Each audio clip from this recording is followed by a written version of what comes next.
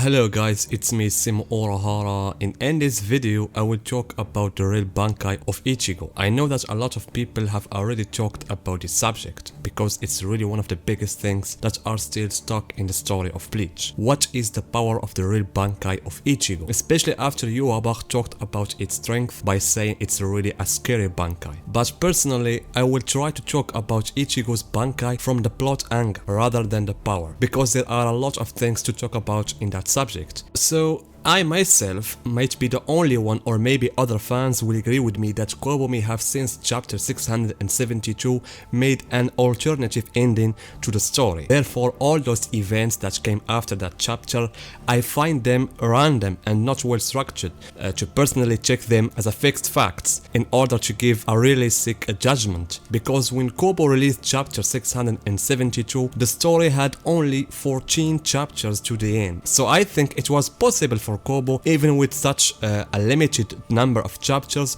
to show us Ichigo's Bankai and its abilities, and with Yuryu intervention, Ichigo can defeat Yuabach as happened in chapter 684. But the strange thing is that Kobo since chapter 672 has given us a clear indication that Ichigo will defeat Yuabach with Shikai, the dream or future vision that Yuabach saw in his sleep in chapter 672 is the same as the end that happened to him in reality. So what I want to say is that for some reason Kobo didn't want Ichigo's Bankai to be involved in the events of that ending, regardless of if it was because there was not enough time. And this is what leads me to say that even when Yuabach said that Ichigo's Bankai is a terrifying Bankai, does not mean necessarily that Ichigo's Bankai is capable of defeating Yuabach completely. Because as a character, if I were in his place, I would do the same as he did. Instead of wasting time fighting Ichigo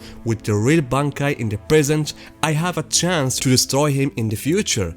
So I'll check the quickest and easiest option, and that's what Yuabach did. And if it was possible, why would Kobo miss the opportunity to show the Bankai and defeat Yuabach with it? What I personally think is this: Kobo had a certain ending in which Ichigo was going to use Bankai, but getting to that point he needed more time to build the plot of that event. So for this, I think Kobo gave up the idea of Ichigo's release of the Bankai and was satisfied with the scenario of the dream or vision that Yuabach saw, that he would be defeated by Ichigo's Shikai. Or maybe the story would have ended with another Ichigo's mode and the final events of the story. Anyway, in order to talk about how strong the Bankai is and what is its ability might be, I must say that my words will be based about the Bankai that Yuabach broke for the first time, and not about the events that happened after, because that requires another video and I will do it later. I will wait until the special chapter of Bleach will be released to see what is the new about Ichigo in terms of power. So guys, the strange thing about Ichigo's Bankai is that since the beginning of the events of the final arc,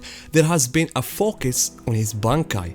You know how all the Shinigami were in trouble because they weren't able to use the Bankai, and we saw how the Gochi were helpless. They even made a call to Kisuke Urahara to tell him that Ichigo should head to the Soul Society at once, being the only one who was able to use the Bankai without stealing it. Even Yuabach decided to attack the Soul Society after it was confirmed that Ichigo has entered the Wikomondo, and Ichigo was the first character to be described as one of the 5 special weapons. Although in the meantime, I was personally wondering how could Ichigo with that level of strength, he will be able to stand up to Yuabach. And this is what we saw in chapters 513 and 514. The difference in strength was great. But after chapter 541, everyone knew that what Ichigo was fighting with was just a small part of his great fearsome power. Ichigo, after coming from the Royal Palace, he became well aware that he possessed the power of the Quincy and a unique Zanpakuto that combines the power of the Hollow and the Shinigami power, as well as the power of the Forebrain. But that power was divided divided at the Shikai level so that he could control it, because Ichigo by his own admission was still finding it difficult to control it. For example, he needed a boost from the Quincy power to awaken Shiro. So if you notice, both swords were black in color, and Ichigo in the normal mode of his true Shikai was fighting with his level of liberating strength at its lowest level. As for techniques, and as any known shonen hero, it has not changed much, but there was something important and clear that may give us information about what the Bankai's abilities are. As we said, Ichigo kept the technique of Getsuga Tensho as usual, but with greater power. Secondly, if you notice that when he used both swords, Ichigo came up with a new technique, which is Getsuga Jijisho. In other words, when he combined his Quincy power with his Shinigami powers, this produced a new technique, and you have to keep in mind that his Shinigami power were not fully awake. But after the story reached the events of Ichigo's last fight against Yuabach, Ichigo awakened Shiro and his long sword turned white, and then became in the mode of Horn of Salvation, and just by revealing his power he destroyed the palace of Yuabach. If you noticed, in that fight Ichigo relied entirely on Shiro's blade,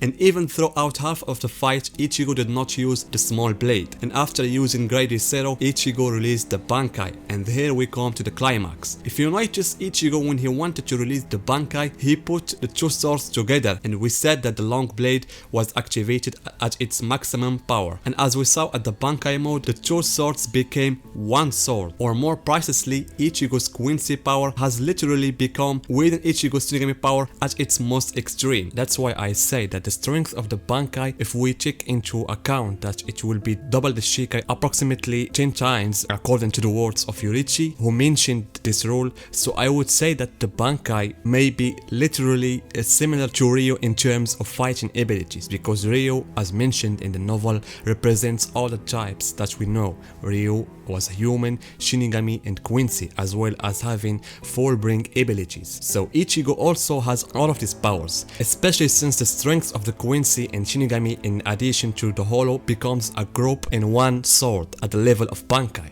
So I think even the abilities of the sword at the Bankai level will be unique. Of course, in addition to the technique of Getsuga Tensho, or maybe new techniques of Getsuga Tensho family, but with additional powers, whether Quincy or combined with Hollow, or a technique that combines all of Ichigo's power in one attack. Of course, with the mythical boost that the Bankai will give to Ichigo, Ichigo's power at that level will be very scary and terrifying. That's why I said that if Yuabach had seen such enormous level of strength in the future, why would he bother to fight a long fight against Ichigo in the present, as long he can break it in the future? Also, we must not forget an important thing, that is, if Ichigo had difficulty awakening Shiro at the Shikai level and he still found it difficult to control all his power, how would it be with the Bankai and all the power grouped into one sword? That's why I say that even Ichigo reaching the point of release of the Bankai, he needed more time for practice.